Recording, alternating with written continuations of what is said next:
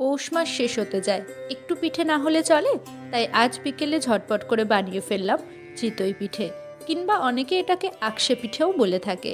তো আকশে পিঠে বানানোর জন্য আমি কি কি উপকরণ ব্যবহার করেছি সবটাই শেয়ার করব তোমাদের সাথে। অনেকেই আবার শুকনো আকশে পিঠে খেতে পারে না, তাই সেটাকে রসালো করতে গেলে কি করতে হবে সেটাও শেয়ার করব তোমাদের সাথে। Welcome back to our channel. আকশে পিঠে বানানোর জন্য আমি 500 চালের গুঁড়ি নিয়েছি এবং তাতে স্বাদ মতো নুন দিয়েছি। যতটা পরিমাণ চালের গুঁড়ি নিয়েছি ততটা পরিমাণ জলই আমি একটু উষ্ণ গরম করে নিয়েছি। 500 চালের গুঁড়ি হলে 500 জল তোমাদেরকে নিতে হবে এবং খুব অল্প অল্প করে জল দিয়ে দিয়ে এই মিশ্রণটি তৈরি করতে হবে।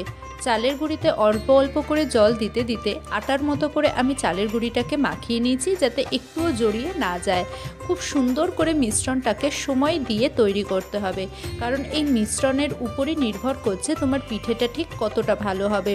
আমি ভালো করে মিশ্রণটাকে ফেটিয়ে ফেটিয়ে খুব সুন্দর করে তরল করে তৈরি করে নিয়েছি। মিশ্রণ তৈরি হয়ে যাওয়ার পর আমি 15 থেকে 20 মিনিটের জন্য মিশ্রণটাকে ঢাকা দিয়ে নিয়েছি এবং অন্য একটি পাত্রে সাদা তেল আর তুলি নিয়ে নিয়েছি। এই ফাঁকে আমি একটা পাত্রে দুধ নিয়েছি, দুধটা জাল দিচ্ছি এবং সেই ফাঁকে আমি এলাচ থেকে এলাচের দানাগুলোকে বার করে নিয়েছি, কারণ এলাচের খোসা মুখে পড়লে খুব বিশ্রী লাগে খেতে। এলাচের দানা গুঁড়ো করে নিয়ে দুধ উতলে আসলে আমি তাতে এলাচের গুঁড়ো দানাগুলো দিয়ে নিয়েছি, যাতে একটু সুন্দর গন্ধ হয় দুধের থেকে। দুধ মোটামুটিভাবে ফুটে আসলে তাতে আমি পরিমাণ মতো গুড় দিয়ে নিয়েছি এবং গুড় আস্তে আস্তে যখন ফুটে আসবে তখন দুধের রং কিন্তু লালচে হয়ে যাবে এবং তোমরা একটু টেস্ট করেও দেখতে পারো যে দুধে মিষ্টি ঠিকঠাক আছে কিনা। দুধ মোটামুটিভাবে হয়ে আসলে সেটাকে আমি সাইড করে ঢেকে রেখে দিলাম। অন্যদিকে ঢাকনা তুলে দেখি আমার চালের গুঁড়ির মিশ্রণটাও খুব সুন্দরভাবে তৈরি হয়ে গেছে। এরপরে গ্যাসে কম ফ্লেমে আমি ছাঁচের পিঠের এই ননস্টিক কড়াইটাকে বসিয়ে নিয়েছি। তুলি দিয়ে খুব অল্প অল্প পরিমাণে সাদা তেল লাগিয়ে নিয়েছি, যাতে পিঠে লেগে না যায়।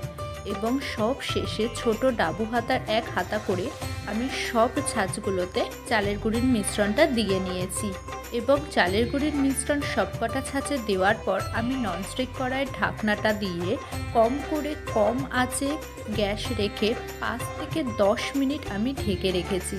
ননস্টিক কড়াইয়ের ঢাকনায় একটা ছোট্ট গোল ছিল, সেখান থেকে যাতে কোনো বাষ্প না বেরোতে পারে একটা কাগজের টুকরো আমি সেখানে গুজে দিয়েছিলাম এবং 10 মিনিট আমি এই অবস্থায় রেখে দেওয়ার পর আমি যখন পিঠেগুলোকে একটা কাঠি দিয়ে উল্টাচ্ছি, পিঠে কিন্তু তখনই অলমোস্ট হয়ে গেছিলো। উল্টো পিঠটা তাও একটু দিয়েছিলাম যাতে সেই পিঠটাও ভালোভাবে হয়ে যায়। পিঠে আমার অলমোস্ট হয়ে এসেছে এবং গরম গরম পিঠেটাকে আমি আগে থেকে তৈরি করে রাখা দুধের মিশ্রণে সোজাসুজি দিয়ে দিয়েছিলাম, কারণ ঠান্ডা হয়ে আসলে ভালো লাগতো না। আর এই গ্যাসটাকেও আমি কম আঁচে রেখে দিয়েছিলাম কিছুটা সময়ের জন্য। পিঠেগুলো দেওয়ার পর কম আঁচে গ্যাসটা রাখার কারণ এটাই, যাতে দুধটা একটু ঠিক হয়ে আসে, কারণ একটু ঘন ঘন হলে খেতেও বেশ ভালো লাগতো। আর একটা উপকরণ দিয়ে তোমরা সহজেই বানিয়ে ফেলতে পারো 2 রকমের পিঠে। এক হলো শুকনো আকশে পিঠে আর এই হলো রসালো আকশে পিঠে। তোমাদের যেটা ভালো লাগে সেটা চাইলেই খেতে পারো। আমি যখন গ্যাস থেকে এই পিঠেটা নামাচ্ছিলাম তখন আমি আশাও করিনি যে পিঠেটা এত নরম হবে। তাই তোমাদেরকে সামনাসামনি দেখিয়ে দিচ্ছি ঠিক পিঠেটা কতটা নরম হয়েছে। এই হলো আমাদের শুকনো আকশে পিঠে ঝোলা গুড় দিয়ে খাওয়ার জন্য, আর এই হলো আমাদের রসালো আকশে পিঠে, যেটার থেকে কিন্তু এখনও ধোয়া বেরোচ্ছে। চামচের একটা চাপেই মোটামুটিভাবে 2 টুকরো হয়ে গেছে। কতটা নরম হয়েছে তোমরাও বুঝতে পেরেছো, তাই তোমরাও ট্রাই করে ফেলো এই নতুন রেসিপিটা। আজকের জন্য এইটুকু। তোমাদের সাথে দেখা হবে পরের কোনো ভিডিওতে। টাটা।